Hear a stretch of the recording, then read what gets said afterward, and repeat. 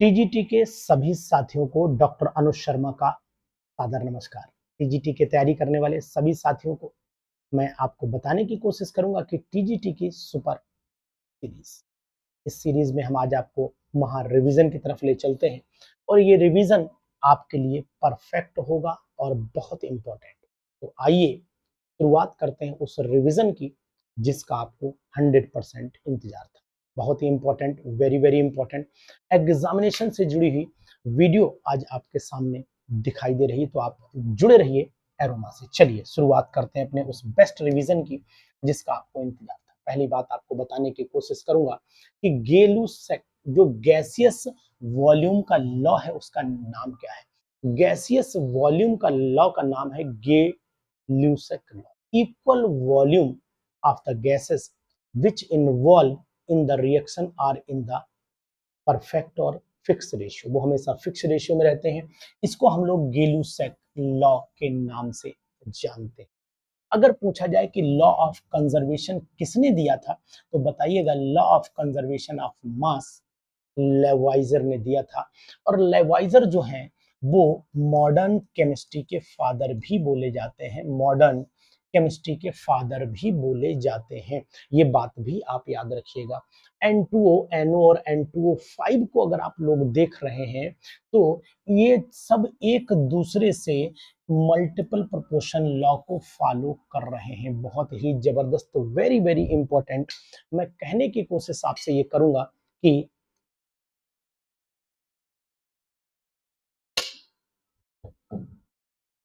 कि आप इसको अच्छे ढंग से रिवाइज कर डालिए। Very very important. Avogadro number क्या है? Equal volume of all the gases contains equal number of atoms, ions और मॉलिक्यूल। अगर आपके पास में 22.4 22.4 लीटर चाहे कोई भी गैस हो या कोई भी लिक्विड हो, ये सभी का वॉल्यूम अगर 22.4 लीटर है तो उसमें नंबर ऑफ एटम्स जो है वो 6.022 इंटू 10⁻23 ही होंगे। अगर मैं एटॉमिक मास यूनिट की बात करता हूं तो एएमयू की फुल फॉर्म होती है एटॉमिक मास यूनिट। और ये एक्चुअल में जो एटॉमिक मास यूनिट होता है ये उसके एटॉमिक वेट के बराबर चला जाता है। मोलैरिटी डिपेंड्स ऑन, अगर हम लोग मोलैरिटी की बात करते हैं तो टेम्परेचर पर डिपेंड करती है, जबकि मोलैलिटी और मोल फ्रैक्शन दोनों, मोलैलिटी और मोल फ्रैक्शन दोनों ही डिपेंड नहीं करते। मोलैलिटी और मोल फ्रैक्शन दोनों डिपेंड नहीं करते। इक्विवेलेंट वेट अगर KMnO4 का पूछा जाता है तो आपको मैंने तरीका बताया था एबीएन अपॉन 513।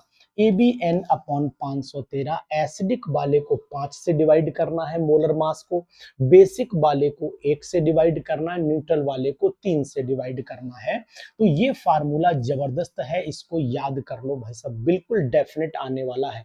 इस बार इस क्वेश्चन पर लिख लो टीजीटी, टीजीटी 2026 का very very very very important question, बहुत ही सुपर और बहुत ही इंपॉर्टेंट क्वेश्चन है।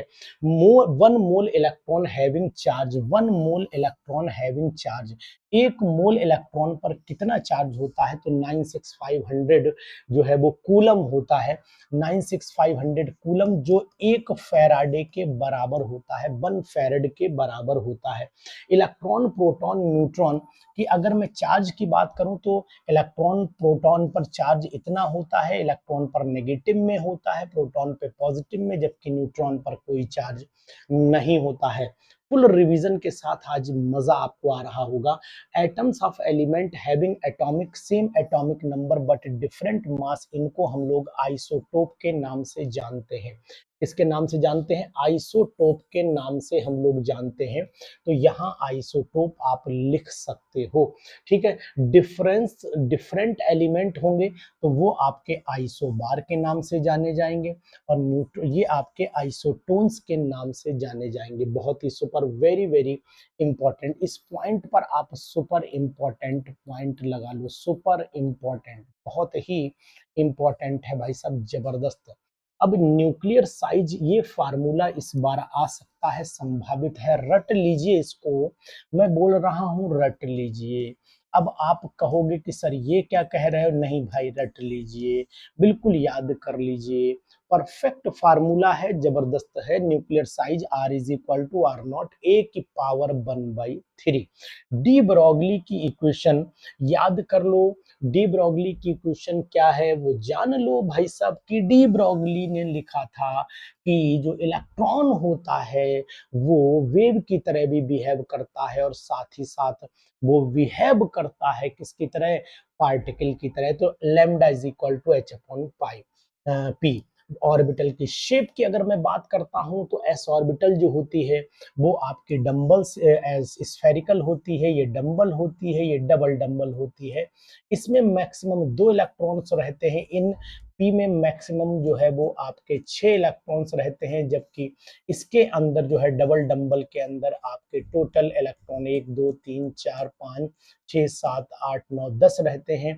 और अगर एफ ऑर्बिटल की बात करते हैं भैया, तो एफ ऑर्बिटल जो होती है वो यहाँ पर मैं एफ लिख देता हूँ, ये आपकी कॉम्प्लेक्स होती है, बहुत ही कॉम्प्लेक्स होती है, इस बात का ध्यान देना। इस कॉम्प्लेक्स की जो आपकी खास बात है वो कैसी होगी, वो ऐसी होगी कि यहाँ पर यूं यूं कॉम्प्लेक्स शेप है, और हालांकि कोई डिफाइंड शेप नहीं है। यहाँ पर जो ऑर्बिटल्स हैं 1 2 3 4 5 6 7 और 1 8 9 10 11 12 13 14 हो जाते हैं। हर ऑर्बिटल में मैक्सिमम 2 इलेक्ट्रॉन, इस ऑर्बिटल में 2, इसमें 2, इसमें 2।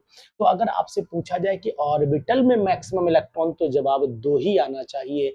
ऑर्बिटल्स में मैक्सिमम इलेक्ट्रॉन, तो जवाब आपका अपने अकॉर्डिंग पी में 6, डी में 5 and so on. Quantum number जो है वो क्या है, एक्चुअली में क्वांटम नंबर इलेक्ट्रॉनों का एड्रेस होता है, this is address of electron, ये बताएगा कि इलेक्ट्रॉन कहाँ रहता है। ठीक है, जो क्वांटम नंबर है एन, ये एनर्जी के बारे में बताएगा, ये क्वांटम नंबर सब सेल और शेप के बारे में बताएगा, ये क्वांटम नंबर ओरिएंटेशन के बारे में बताएगा, ये स्पिन के बारे में बताएगा।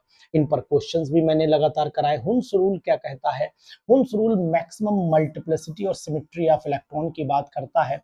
ये कहता है कि इलेक्ट्रॉनों की पेयरिंग, अगर मान लो यहाँ 3 में 3p में 4 इलेक्ट्रॉन है, तो इलेक्ट्रॉनों में पेयरिंग तभी संभव होगी जब पहले से एक एक इलेक्ट्रॉन उपस्थित हो जाए, यानी कि पेयरिंग तभी करेंगे जब इलेक्ट्रॉन पहले से हो। जैसे बतासे वाले क्या पानी पीने जाते हैं ना, तो उस समय देखा होगा पहले एक एक खिलाएगा, उसके बाद फिर एक एक और खिलाएगा, तो रिपीट करता है। दिस इज मैक्सिमम मल्टीप्लिसिटी का रूल है। No two electrons of an atom have the same value of all quantum numbers, ये पॉली का एक्सक्लूजन प्रिंसिपल है। जैसे 2p 2 ले लें तो 2p2 में ये 2 इलेक्ट्रॉन हैं, इन दोनों के क्वांटम नंबर डिफरेंट आएंगे। अगर NLM की वैल्यू सेम हो भी जाए तो S की वैल्यू 100% डिफरेंट होगी।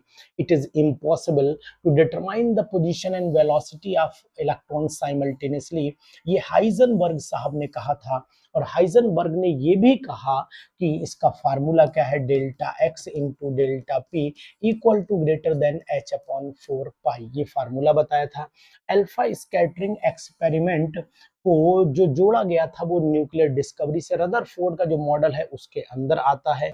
इलेक्ट्रॉनिक कॉन्फ़िगरेशन की अगर मैं बात करता हूं तो एसपीडीएफ में मैंगनीज का, क्रोमियम का लिखिएगा तो आर्गन 3d5 4s1, मैंगनीज का आर्गन 3d5 4s0, क्योंकि वहां पर 2 प्लस लग चुके हैं, एंड सो ऑन। इस तरीके से जरूर लिख लीजिएगा। इसी तरीके से अगर आपसे कहा जाए कि 1s के लिए क्या लिखेंगे, तो 1n इज इक्वल टू क्या होगा, 1l इज इक्वल टू 0, जब l 0 तो n 0, और एक इलेक्ट्रॉन अगर 1s1 कर दो तो फिर हाफ प्लस हो जाता है। यहाँ 3p के लिए n 3 होगा, p इस तरीके से इलेक्ट्रॉन कैलकुलेट निकाल, n इज इक्वल टू 3 है तो l की वैल्यू क्या होंगी, 0 1 2, m क्या होगा सभी के लिए, l के लिए 0, अगर l 0 m 0, अगर l 1 है तो -1 +1 एंड सो ऑन, ये वैल्यूज आ जाएंगी। बहुत ही जबरदस्त, वेरी वेरी इंपॉर्टेंट। आप वाउ जो है वो क्या कहता है, distribution of electron in the orbital with increasing order of energy level. जो आपने सांप सीढ़ी का खेल देखा होगा, उस सांप सीढ़ी के खेल का यही एक हिस्सा है। तो देख लेते हैं, यहाँ हम लिखेंगे 1s, यहाँ पर 2s, यहाँ पर 3s, यहाँ पर 4s, यहाँ पर 5s, यहाँ पर 6s, यहाँ पर 7s लिख देंगे और यहाँ पर आप चलेंगे तो यहाँ 2p, यहाँ 3p, यहाँ 4p, यहाँ 5p, यहाँ 6p और यहाँ पर 7p। यहाँ चलिए तो 3d, यहाँ 4d, यहाँ 5d, यहाँ पर 6d, यहाँ पर 4f और यहाँ पर 5f। इतनी वैल्यूज आप लिख डालिए और लिखने के बाद खेलेंगे सांप सीढ़ी का खेल। और ये खेल शुरू होगा अब। इलेक्ट्रॉन पहले इसमें जाएंगे, फिर इसमें और घूम करके फिर इसमें, फिर घूम करके इसमें, फिर इसमें चलेंगे, 3p में आएंगे, 3p के बाद 4s में, 4s के बाद 3d में, 3d के बाद 4p में, 4 5s, 5s के बाद 4d, 4d के बाद 5 6 5p, 6s के बाद 4f, 5d, 6p, 7s और इसके बाद घूम करके 5f, 6d और 7p पर आकर के खत्म हो जाएंगे। वेरी वेरी इंपॉर्टेंट, ध्यान दीजिएगा। अगर हम लोग हाइब्रिडाइजेशन टर्म को समझते हैं तो हाइब्रिडाइजेशन टर्म हमें बताता है कि intermixing of atomic orbitals, intermixing of atomic orbitals of nearly same energy level to form the orbitals of same energy level। Equal number of orbital बनेंगी, s और p मिलेंगी तो 2, sp2 बनेगा तो s3, sp3 बनेगा तो 4। तो अगर sp है तो फिर लीनियर शेप हो जाती है, sp2 है तो एंगुलर हो जाती है, sp3d है ट्रायंगुलर बाइपिरामिडल हो जाती है और sp3d2 है तो ऑक्टाहेड्रल। तो आप लगभग ये चारों याद रखना, इनके एग्जाम्पल्स आप जरूर याद कर लीजिएगा, बहुत जरूरी है भैया। एग्जाम्पल्स आप जरूर पढ़ लीजिएगा, ध्यान से पढ़ लीजिएगा। Super super super, very very important, बहुत ही इंपॉर्टेंट है, बहुत ही जबरदस्त भाई साहब। मजा आ रहा है आपको, मैं बताने की कोशिश करूंगा कि आपको मजा आ रहा है, ठीक है ना। ठीक, चलिए तो थोड़ा सा मैनुअल सेट कर दूं। अरे रे रे रे रे रे रे रे रे रे रे, आ जाओ भैया। चलो ठीक है, थोड़ा सा एक्सपोजर में थोड़ा सा मैं गेन प्रॉपर्टी घटा देता हूं तो आपको और क्लियर दिखाई देगा ना जी। चलिए अब और ज़्यादा क्लियर हो गया। क्लियरिटी बढ़ाने के लिए मैंने सब ये किया। तो इसके बाद आ जाते हैं, इसके बाद आते हैं हम लोग नेक्स्ट पर कंडीशन पर आ जाते हैं। इसके बाद चल लेते हैं हम लोग बेस्पर थ्योरी। बेस्पर थ्योरी कहती है लोन पेयर और बॉन्ड पेयर, जो रिपल्सन का ऑर्डर है वो लोन पेयर रिपल्सन बहुत होता है as compare to lone pair bond pair, as compare to bond pair. बहुत ही इंपॉर्टेंट। यहाँ पर अगर लोन पेयर ज्यादा है तो शेप उतनी ही डिस्टर्ब होती चली जाएगी। तो ये वाटर की शेप एक्चुअली में यहाँ एक लोन पेयर है, एक दो लोन पेयर हैं, एक दो लोन पेयर हैं और आपके दो बॉन्ड पेयर हैं, तो ये बेंट शेप कहलाती है। ध्यान दीजिएगा, बेंट शेप कहलाती है। और ज्योमेट्री आप जानते हो टेट्राहेड्रल होती है, ज्योमेट्री टेट्राहेड्रल है, जबकि आपकी शेप जो है वो लोन बेंट मानी जाती है, बेंट मानी जाती है या फिर इन्वर्टेड वी मानी जाती है। बेंट या इन्वर्टेड वी आप मान लीजिएगा। ये XeF2 है। एक्चुअल में शेप तो जब बात करें शेप की तो शेप तो लीनियर हो गई, लेकिन अगर 1 2 3 4 3 लोन पेयर हैं इसके अंदर और दो बॉन्ड पेयर हैं तो हाइब्रिडाइजेशन की बात करें तो sp3d हाइब्रिडाइजेशन आएगी, जबकि इसके अंदर हाइब्रिडाइजेशन की बात करें तो यहाँ पर sp3 हाइब्रिडाइजेशन आएगी। तो हो रहा है ना सुपर रिवीजन। अगर आप हमारी इस रिवीजन से संतुष्ट हैं तो जरूर कमेंट बॉक्स में कमेंट कर दीजिए। टीजीटी की परफेक्ट प्रिपरेशन। XeO2F2 की बात करते हैं तो ये आपकी सीसो शेप मानी जाती है। यहाँ पर एक लोन पेयर है, तीन बॉन्ड पेयर हैं, सीसो शेप है और sp3d2 है, sp3d हाइब्रिडाइजेशन इसके अंदर मानी जा रही है। सिग्मा पाई बॉन्ड की बात करें तो single bond is always sigma bond, double bond में एक सिग्मा एक पाई, ट्रिपल बॉन्ड में दो पाई एक सिग्मा। बेंजीन में 12 सिग्मा होते हैं, 3 पाई होता है। नेफ्थलीन में 5 बाई बॉन्ड होते हैं और 10 पाई इलेक्ट्रॉन्स होते हैं। बहुत ही जबरदस्त, इस पर लिख लो 2026 के टीजीटी में इसमें से क्वेश्चन आएगा। अब यहीं पर बताऊंगा, जो लेंथ होती है, लेंथ वो सिंगल बॉन्ड की ज्यादा होती है, डबल की कम होती है, ट्रिपल की और कम हो जाती है। ये बॉन्ड लेंथ का डिक्रीजिंग ऑर्डर है, लेकिन स्ट्रेंथ का अगर हम कहें तो स्ट्रेंथ में ट्रिपल बॉन्ड, फिर डबल बॉन्ड, फिर सिंगल बॉन्ड हो जाता है। तो ये लेंथ की बात मैं यहाँ पर कर रहा था कि लेंथ में कवरेज करिए और यहाँ पर स्ट्रेंथ में कवरेज करिए, ये स्ट्रेंथ की बात मैंने की है दोस्तों। बहुत ही सुपर, वेरी वेरी इंपॉर्टेंट। तो चल लेते हैं आगे के क्वेश्चन पर लिथियम का साइज छोटा, जितना साइज कैटायन का बढ़ता चला जाएगा उतना ही कोवेलेंट करैक्टर घटता चला जाएगा। तो ध्यान दीजिएगा कि कोवेलेंट साइज किसका कम किसका ज्यादा होगा ये फजान रूल बताता है। और मोस्ट पोलर आपका HF और लीस्ट पोलर यहाँ पर HI हो जाएगा। LiCl जो है वो ज्यादा कोवेलेंट होगा, ठीक है, कोवेलेंट साइज पर स्मॉल साइज जितना होगा, क्योंकि वहां क्लोरीन फिक्स है, एल्युमिनियम का साइज और बड़ा है। हालांकि सब कोवेलेंट हैं लेकिन उसमें भी बढ़िया कोवेलेंट करैक्टर LiCl प्रदर्शित करेगा। Small size more charge on the cation, large size more charge on the anion. ये बात आपको ध्यान रखनी पड़ेगी, बहुत ही इंपॉर्टेंट है, वेरी वेरी इंपॉर्टेंट। इन दोनों में कोवेलेंट ज्यादा कौन होगा ये भी खास बात है। देखो यहाँ पर Mg डाई पॉजिटिव है और यहाँ पर Al ट्राई पॉजिटिव है, तो यहाँ पर इसमें साइज देखें तो इसका छोटा है, तो यहाँ कोवेलेंट AlCl3 में ज्यादा निकल करके आएगा। तो ये NH4Cl एक ऐसा कंपाउंड है जिसमें कोवेलेंट बॉन्ड भी है, आयनिक बॉन्ड भी है और कोऑर्डिनेट है। इस पर लिख लो 2026 का TGT। जबरदस्त क्वेश्चन, वेरी मस्त क्वेश्चन साहब। ऐसी केमिस्ट्री का रिवीजन आपको कहीं नहीं मिल पाएगा। कैल्शियम कार्बाइड है जिसमें आयनिक बॉन्ड भी है और कोवेलेंट बॉन्ड भी है। पता है कैल्शियम कार्बाइड का स्ट्रक्चर Ca पर डाई पॉजिटिव होता है, ब्रैकेट में C ट्रिपल बॉन्ड Ca और ऊपर आते हैं दो नेगेटिव। ये है कैल्शियम कार्बाइड का सुपर स्ट्रक्चर। तो बोलो शर्मा जी की जय हो।